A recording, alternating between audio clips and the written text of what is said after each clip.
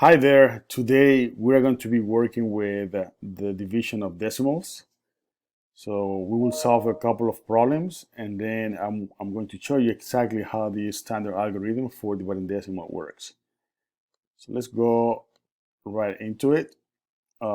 Take about 8 meters of rope. So I am going to circle 8 because that's a number. Meters of rope. So what are we counting here? We're counting 8. 8 of what? 8 meters of rope. That cost $39. So we're also counting money. Oh, that's very good. So we're counting money and we're counting meters of rope. Okay, why is that important? Because when you draw the model, the strip diagram, you need to make sure that you understand what does the box or the strip diagram represents. Okay.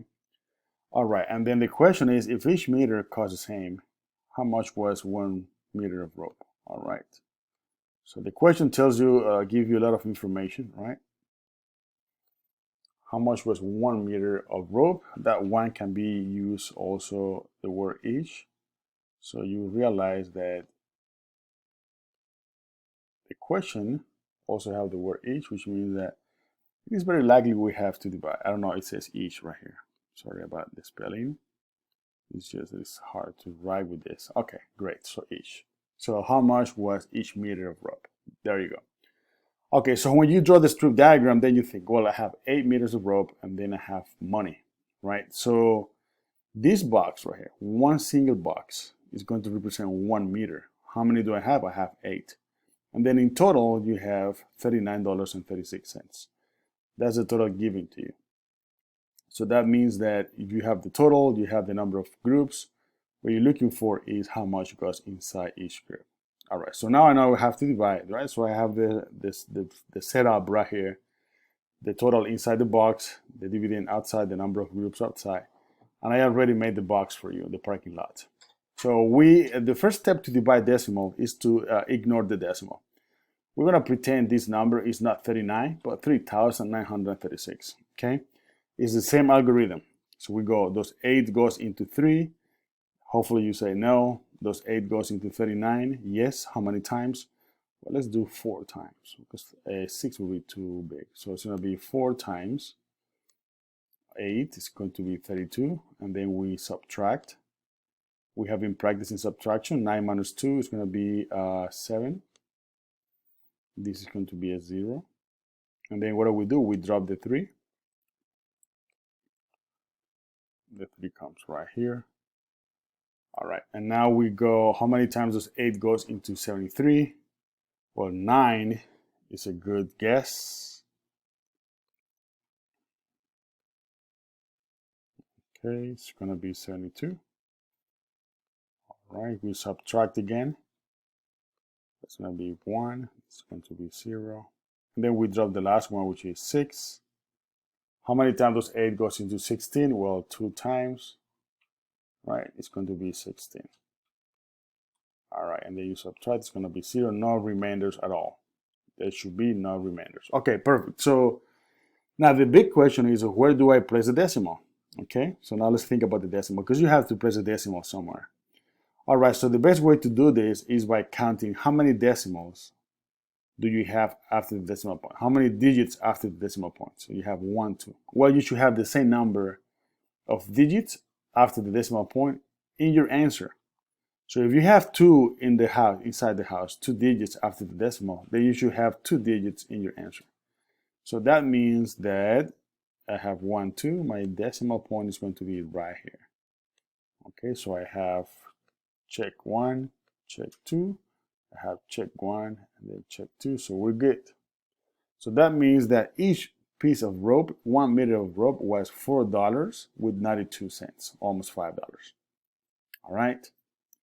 You can always stop the video, rewind, and see again the step by steps. So let's go ahead, let's take a look at this problem right here. But it's about 13.23 yards of string, and it's going to cut the string into 21 equal pieces. What is the length of each piece of string Maritza will cut? So again, what are we counting now? We're counting yards, and we're counting pieces, 21 pieces of equal size. And then the question is, what is the length of each? Interesting, the word each comes up when you're dividing. All right. What's the length of each piece of string Maritza will cut? Perfect. So again, I'm gonna set up the thinking process. One little box is gonna be representing one piece of string. I have the total of the length of the string, which is 13.23. All right, and then I have 21 pieces. I want to know how long will each string will be.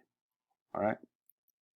Okay, so I'm going to go ahead and start my division. I put the 13, the total inside the house, the number of groups outside. I have my parking lot ready to go. All right, so we ignore the decimal, and then we ask ourselves, how many times does 21 goes into 1? 0, you can do that. It's 13, does 21 goes into 13? No, it's still too small. Does 21 goes into 132? Yes, how many times? 1, 2, 3, 4, 5, 6 times. 6 times is going to be 126, right? We subtract. We're not regrouping, we've been practicing. 2 minus 6, you can't, so you have to go to the neighbor, tranche into 2, and send 10s to the other side, so that's going to be 12. 12 minus 6 is going to be 6. 2 minus 2 is going to be 0, and 1 minus 1 is going to be 0. What happened next? We drop the 3, comes right here. All right, so how many times does 63 goes into 63? Well, that's going to be 3 times, right? 3 times. 63 right here. All right, it's going to be 0. Now here comes the fun part. Let's place the decimal. How many digits after the decimal do I have inside the house? I have 1 and I have 2. How many should you have in your answer? You should also have 2. So you have 1, you have 2. So my decimal is going to be placed right here. And there you go. That's the standard algorithm for division. I hope you enjoyed this lesson. Go ahead and take the practice. Do your best. Always thinking that this is a level 3 work. It is level 3 because I underline the key components, the key words, bracket the question, have my thinking process, and I also have the computation. All right? Okay. See you later. Let me know if you have any questions, please. Bye.